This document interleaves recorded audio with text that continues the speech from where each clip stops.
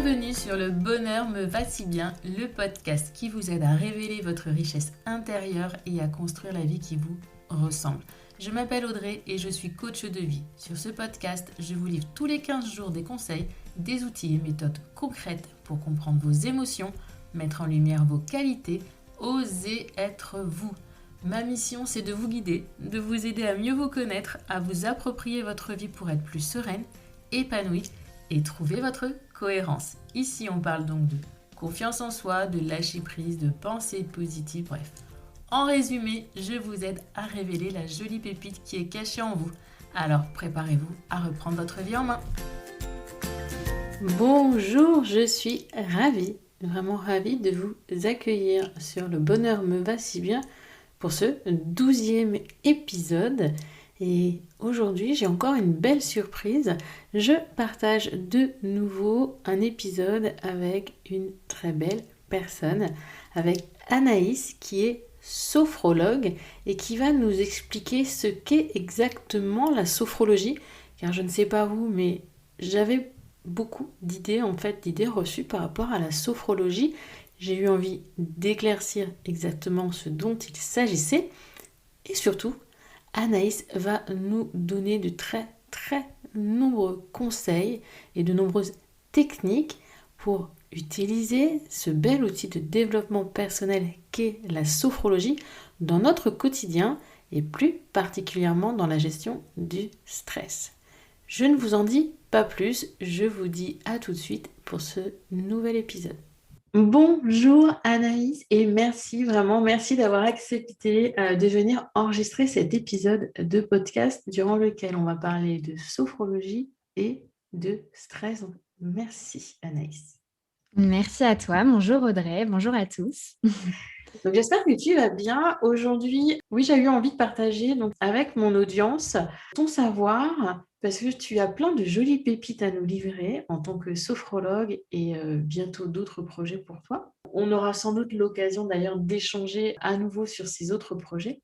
Mais aujourd'hui, on va se concentrer sur la sophrologie, si bien fait, ce qu'est la sophrologie, comment l'utiliser entre guillemets et comment elle va pouvoir être aidante par rapport à des périodes de stress intenses. Mais avant d'entamer le vif du sujet, je vais te laisser te présenter à notre audience aujourd'hui. Oui, très bien. Alors moi, j'ai 30 ans, je suis normande de base, je viens du Havre, mais je suis maintenant parisienne d'adoption depuis presque 8 ans. Donc j'ai fait des études en marketing à la base, donc c'était un domaine qui me plaisait beaucoup, surtout l'aspect communication et digital. Mais c'est vrai que j'ai toujours été passionnée par le développement personnel, j'ai toujours lu beaucoup de livres sur le sujet. Et du coup, je me suis lancée il y a maintenant un petit peu plus de 2 ans dans une formation en sophrologie. Je pense avoir trouvé ma voie et du coup, je suis sophrologue, praticienne Reiki également et étudiante en naturopathie. Super, merci beaucoup pour ça. C'est vrai que de passer du marketing à la sophrologie, il y a quand même un sacré fossé. Oui, carrément. Mais c'est marrant parce qu'il y a souvent des personnes en marketing qui font en fait des reconversions professionnelles. Je ne vais rien dire, j'ai fait des études de marketing. Ah, Voilà. voilà. À la base, c'était du marketing. Même si mon parcours professionnel n'a pas grand-chose à voir, à la base, les études, c'était dans le marketing. Et du coup, pour continuer dans la présentation, est-ce que tu peux me donner, afin que toujours notre audience te connaisse un petit peu mieux et puis savoir peut-être aussi ce qui t'a amené à cette reconversion, 3 moments de ta vie marquants? Oui, alors je vais procéder par ordre chronologique. Du coup, je dirais que, il y a la naissance de mon petit frère qui a été le premier événement marquant dans ma vie. Je suis une personne très attachée à l'aspect famille et on a 10 ans d'écart. Donc en fait, pendant 10 ans, j'ai été enfant unique, donc une enfant assez solitaire. Et quand il est venu au monde, bah, ça a un petit peu changé ma vie. Je suis devenue sa seconde maman, entre guillemets, parce que je m'occupais beaucoup de lui. Aujourd'hui, c'est un jeune homme, hein, donc notre relation a un petit peu évolué. Mais c'est vrai que je tiens beaucoup à lui et je garde un peu ce rôle de grande sœur poule, entre guillemets. Donc voilà, ensuite un autre moment marquant dans ma vie, plus dans le cadre de mes études, du coup, j'ai vécu 6 mois en Thaïlande pour un stage de fin d'année. C'était une expérience exceptionnelle sur le plan aussi bien personnel que professionnel. C'est une expérience qui m'a fait peur au début. Mais avec le recul, ça a été génial. En fait, j'ai été wedding planner c'est un poste où en fait, j'ai eu beaucoup de responsabilités. J'ai géré certains événements. J'ai découvert des lieux de réception magiques. Et sur le pays, en fait, je me suis sentie hyper bien. J'ai adoré l'atmosphère thaïlandaise, la population thaïlandaise. Et c'est un pays où il fait bon vivre. Donc, c'était très agréable. Et plus récemment, je dirais mon burn-out. Avec le recul, je pense que ça a été un bienfait, mais c'est vrai que sur le coup, ça n'a pas été facile. À la fin de ma carrière dans le commerce, j'étais épuisée, j'ai donné beaucoup de ma personne, beaucoup de mon temps. J'étais dans un état de stress assez permanent. Et puis un jour, le corps dit stop. Et j'ai cherché, en fait, c'était une période où je cherchais beaucoup de sens, savoir où j'allais, ce qui m'animait en fait profondément. Et c'est à travers le développement personnel et l'introspection, en fait, que j'ai pu trouver ma voie. Merci beaucoup Anaïs de nous avoir livré un peu de toi ainsi. Et on va à présent entrer dans le vif du sujet. Peux-tu nous dire qu'est-ce que la sophrologie exactement? Bien sûr, avec plaisir. Alors, la sophrologie, c'est vrai qu'on a tendance à l'assimiler très vite à de la relaxation. Alors, effectivement, elle apporte de la détente, mais ça n'est pas que de la relaxation. Pour aller à l'essentiel, la sophrologie, elle a été créée par Alfonso Caicedo, qui était en fait un neuropsychiatre et qui s'est inspiré de différents courants comme le yoga, la méditation, le mouvement zen et aussi l'hypnose. Donc, en fait, c'est une technique qui va viser à rétablir l'harmonie sur le plan physique, mental et émotionnel. Et on va utiliser des outils comme la visualisation, la respiration, la relaxation également et certains mouvements musculaires qu'on appelle en fait des relaxations dynamiques. Donc voilà, quand on fait de la sophrologie, en fait, on est dans un état modifié de conscience, qu'on appelle le niveau sophroliminal en jargon un peu plus technique. Et en fait, on se situe entre la veille et le sommeil, mais on est plus proche de la veille. Et c'est un état en fait, où on active notre conscience. On reste vraiment maître de soi. Et même si on est en fait dans une détente corporelle et mentale, on est beaucoup plus conscient en fait de ce qui se passe à l'intérieur de nous, en fait, à l'intérieur de notre corps. Et c'est au fait, dans ce niveau-là que tout se joue. Du coup, là, ça me fait penser par rapport à l'hypnose. Quelle est tu vois, parce que tu parles d'un état quand même différent. L'hypnose, ça va être un degré au-dessus. C'est ça, l'hypnose est un peu plus profonde. C'est un état un peu plus profond, un peu plus proche du sommeil que de la veille. En fait, en hypnose, on travaille plus sur l'inconscient, alors qu'en sophrologie, on est plus sur le conscient. D'accord. Ben, merci de cette précision. C'est vraiment un outil au final, une boîte à outils en fait, la sophrologie. Comment est-ce qu'on peut l'utiliser? Est-ce qu'on peut l'utiliser seul ou est-ce qu'on doit être accompagné? Alors, idéalement, avec un sophrologue, c'est mieux parce que c'est vraiment une méthode spécifique qui s'adapte à chacun en fonction de sa problématique et même en fonction de chaque accompagnement. L'accompagnement, en fait, peut se modifier, entre guillemets, au fil de l'avancement en fonction des ressentis de la personne à l'instant présent. Donc, la sophrologie, en fait, oui, voilà, elle se pratique accompagnée idéalement. On retrouve certaines séances sur Internet, mais c'est vrai qu'elles sont pas toujours adaptées et personnalisées. Donc c'est dommage. Et elle peut se pratiquer également en groupe. C'est l'avantage de la sophrologie si on est réunis autour d'un thème commun, par exemple la confiance en soi, la préparation à la grossesse ou l'arrêt du tabac, par exemple. C'est tout à fait possible de la pratiquer en groupe. Et l'avantage va être notamment sur l'aspect tarifaire, puisqu'il est moindre en groupe qu'en individuel. D'accord. C'est vrai qu'on peut le faire seul. Et la sophrologie, je ne t'ai même pas posé cette question. Pourquoi on vient voir un sophrologue? Il y a plein de raisons. Alors, déjà, c'est un outil de développement personnel pour rétablir clairement un mieux-être au quotidien. On peut venir pour la gestion de troubles qu'on peut avoir. Ça peut être les troubles du sommeil, la gestion du stress quand on se laisse un petit peu trop déborder par nos émotions. On peut aussi accompagner à la grossesse ou parfois faire face à des événements qui ne sont pas forcément faciles dans la vie et qu'on a besoin un peu d'un support, en fait, je dirais. Donc voilà, on peut l'utiliser vraiment dans plein de choses. D'accord. Merci. Et d'un point de vue, on va dire fréquence, on va aller voir un sophrologue une fois, plusieurs fois. Est-ce qu'on pratique chez soi ensuite derrière? Comment ça se passe? Alors, idéalement, un accompagnement se fait sur le moyen terme, entre guillemets. Une séance de sophrologie, qu'on se le dise, ça va apporter un bien-être immédiat, mais pas forcément dans le temps. Et justement, la question est intéressante et je voudrais insister sur le fait que la sophrologie, c'est vraiment un très bon outil qui fonctionne, mais il faut répéter en fait les techniques qu'on voit avec le sophrologue. L'idée, c'est qu'en fait, tous les outils et toutes les techniques que le sophrologue donne soient intégrés comme une habitude. Et comment on intègre une habitude? C'est par la répétition. Donc, en général, quand une personne vient en accompagnement, en consultation, moi, par exemple, je lui envoie un audio de la séance pour qu'elle puisse ensuite travailler en fait en toute autonomie de son côté et qu'elle puisse répéter la séance avant le prochain rendez-vous. Donc, en général, une séance, ça dure 10-15 minutes, le cœur de séance. Il y a des personnes pour qui c'est difficile même de trouver 10 minutes pour répéter, mais c'est OK. On laisse les personnes avancer à leur rythme et on essaye, en fait, dans ces cas-là, de donner des clés pour que la personne puisse l'utiliser dans le quotidien. Utiliser la sophrologie au quotidien, ça peut se faire de différentes manières. Par exemple, si je m'apprête à aller rendre un gros dossier à mon chef et que je suis un petit peu stressée, quelques instants avant, je vais prendre une grande respiration, je vais souffler, je vais prendre un instant pour me reconcentrer sur moi, avant un examen, avant une prise de parole, effectuer une petite tension musculaire de la zone qui est contractée. Donc, en fait, c'est toutes ces techniques-là qu'on essaye de donner et de faire intégrer dans le quotidien. D'accord, merci pour ces techniques. Et justement, on a choisi d'orienter cet épisode vers comment la sophrologie peut aider en cas de stress. Est-ce que tu as du coup des techniques à nous donner en cas de stress vraiment intense, en cas de, voilà, on peut dire de choc que l'on peut appliquer? Bien sûr. Alors, le premier outil, je dirais l'outil indispensable, l'outil clé, c'est vraiment la respiration. Donc, typiquement, avant chaque séance, je propose vraiment des exercices de respiration qui vont permettre de stimuler le système nerveux parasympathique qui nous aide en fait à nous apaiser. Alors après, il faut distinguer le mauvais stress du bon stress. Le stress reste nécessaire. En fait, c'est une réaction qui est utile pour pouvoir réagir au quotidien.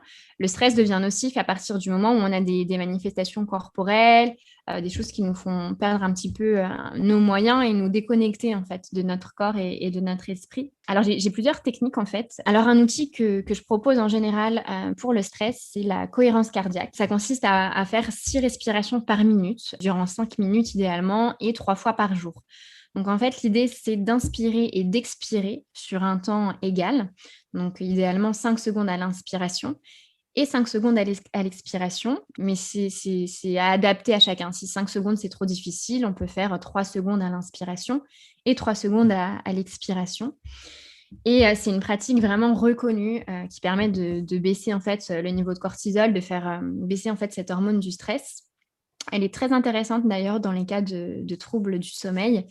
Et c'est un exercice qui apporte des bienfaits, on dit en général, entre 3 et 6 heures.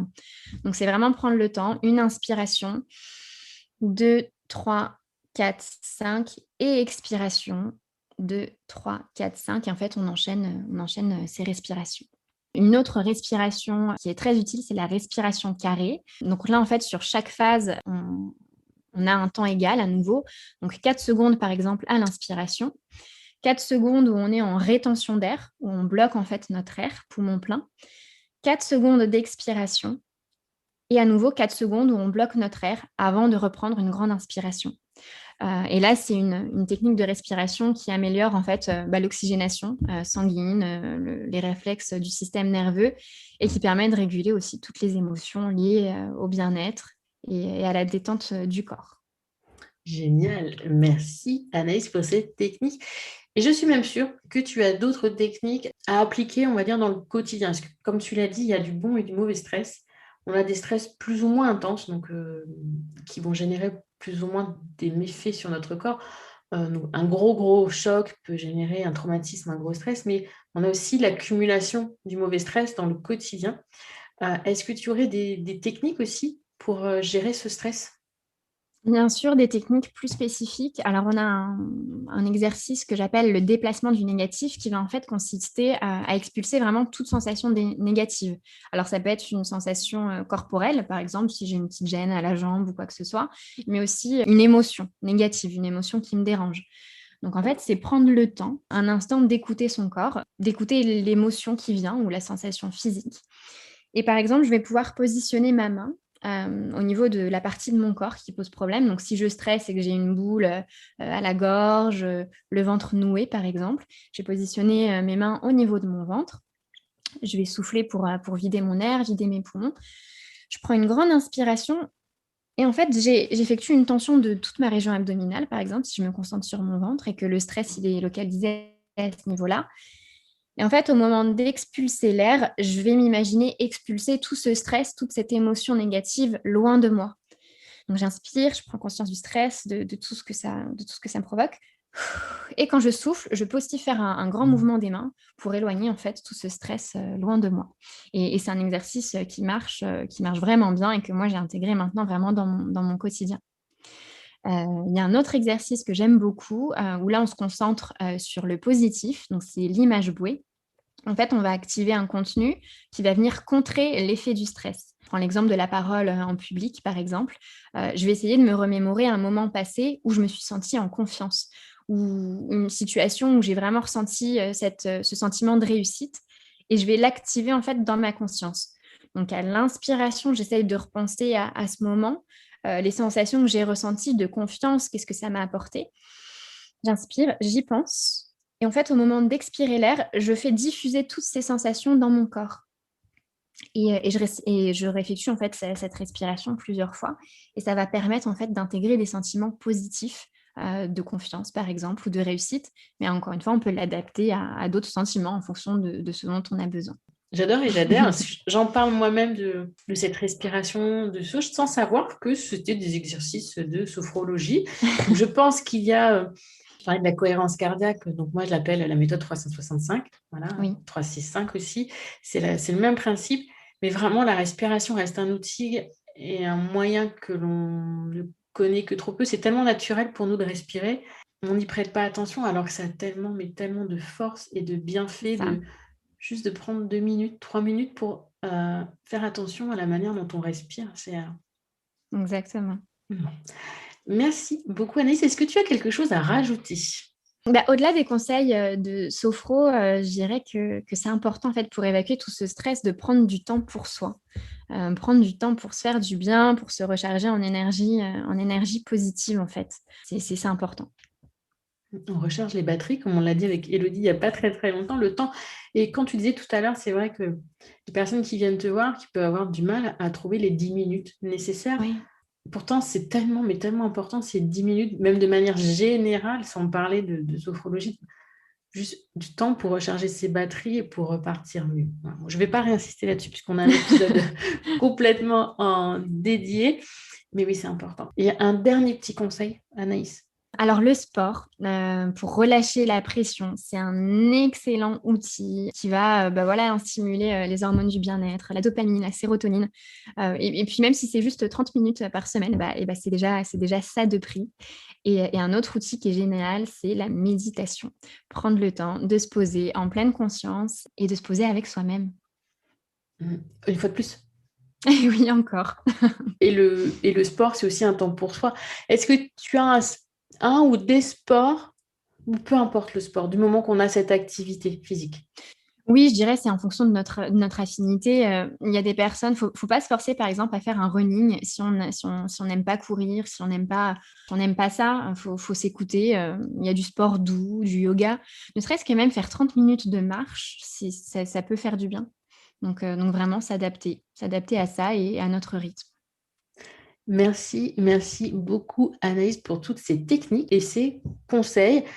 Ça rejoint parfaitement ce que je peux dire à longueur de temps. Donc voilà, je suis vraiment contente qu'une sophrologue puisse nous apporter cette connaissance de soi. Parce que je pense que pour exercer le métier que tu exerces, il y a une connaissance de soi qui est importante et tu aides du coup, je ne sais pas si tu dis tes clients ou tes patients, à en faire de même. Exactement. Se reconcentrer sur eux, se connaître et partir à la découverte d'eux-mêmes même. La sophrologie permet vraiment ça. Et c'est quelque chose que je n'avais pas imaginé. Je voyais la sophrologie comme un outil plus pour gérer ses émotions, Mmh. gérer son stress, gérer des traumatismes, mais on est déjà dans le développement personnel, mais un peu moins dans la connaissance de soi. Mm. En fait, on se reconnecte vraiment à notre corps et c'est quelque chose qu'on oublie au quotidien. Donc, se connecter à son corps et écouter ce qui se passe vraiment dans notre corps et même dans notre tête, les émotions, les ressentis qui viennent, mais les accueillir sans jugement. Ça permet de mieux se connaître. Mm. J'appelle ça l'alignement des 3 C, cœur, corps et cerveau. Voilà, Ouais, je pense c'est beau. que c'est exactement ça. Eh bien, je te remercie, Anaïs. On arrive donc à la fin de cet épisode et je te laisse du coup avoir le mot de la fin. Merci à toi. Merci à toi de m'avoir accueilli, ça me fait plaisir. Un bel épisode avec de jolies astuces, de beaux conseils et énormément de techniques pour vous protéger du stress. Donc vraiment merci à Anaïs pour toutes ces jolies pépites et je vais vous mettre bien sûr dans le descriptif de cet épisode tous les liens pour la retrouver, que ce soit son blog ou son compte Instagram. Et par ailleurs, il y a quelques semaines de cela, j'ai écrit un article qui se nomme 7 exercices pour se protéger du stress. Donc je vous parle également de respiration carrée et de la cohérence cardiaque, dite aussi méthode 365. Donc vous pouvez bien sûr retrouver cet article sur mon blog avec ces 2 conseils respiration et d'autres astuces et conseils pour faire diminuer votre stress au quotidien. On vous l'a dit, il y a un bon et un mauvais stress. Le bon stress, il est là pour nous alerter, nous informer que qu'il y a entre guillemets un danger. Le mauvais stress, c'est quand le bon stress s'installe un petit peu pendant trop longtemps, qu'on l'a au quotidien, qu'on le ressent dans son corps, qu'on sent qu'on est tendu, qu'on est fatigué, qu'on a mal au ventre, ou alors, voire même des fois, ça peut être un très très fort niveau de stress en une seule fois, suite à un accident, un problème, un clash avec quelqu'un. Et là également, dans toutes ces situations, que ce soit au quotidien ou en cas vraiment de pic de stress, la respiration est vraiment, vraiment un atout. Pensez, faites attention à votre respiration. On le fait tellement naturellement que c'est quelque chose... On n'y pense pas. C'est pas plus compliqué que ça. On n'y pense pas. Alors prenez le temps, chaque jour, à un moment donné, de surveiller le rythme de votre respiration, les allées et venues de l'air dans vos poumons, dans votre corps, et essayez d'imaginer, c'est ce que j'aime faire, que quand vous inspirez, vous prenez toutes les bonnes ondes positives qu'il y a autour de vous. Et quand vous expirez, à l'inverse, vous expulsez toutes les petites choses négatives que vous avez en vous. Voilà. Et vous verrez que juste se poser sur sa respiration, ça fait déjà énormément de bien. L'étape d'après, ça peut être la méditation où vraiment, là, on ressent des bienfaits pendant de longues heures. Cet épisode, le 12e, est donc à présent terminé, vous l'avez compris. Je vous invite à nous rejoindre, Anaïs et moi, sur nos comptes Instagram ou sur nos blogs, peu importe. Surtout, n'hésitez pas à laisser une note, voire un commentaire si vous pouvez le faire sur votre plateforme d'écoute préférée. Et puis moi, je vous dis à la semaine prochaine. Donc, belle soirée, bonne journée, bon week-end ou belle semaine.